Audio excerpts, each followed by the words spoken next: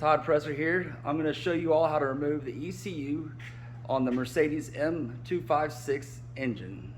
An example would be like this, a GLE53, E53. Any of the new cars that have the new M256 engine has this ECU. So we'll go through how to get it out. You need to pop this cover up. You don't have to disconnect it, but just fold it over. You got 4 T30 Torx. Remove the 4 T30 Torx.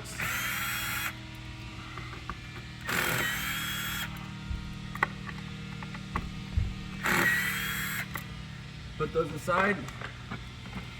Lift the ECU up and start working your way down. 1, 2, 3, 4,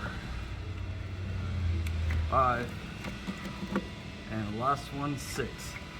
That's how you remove the ECU on the new 53 AMG, any model that has the new 6-cylinder inline.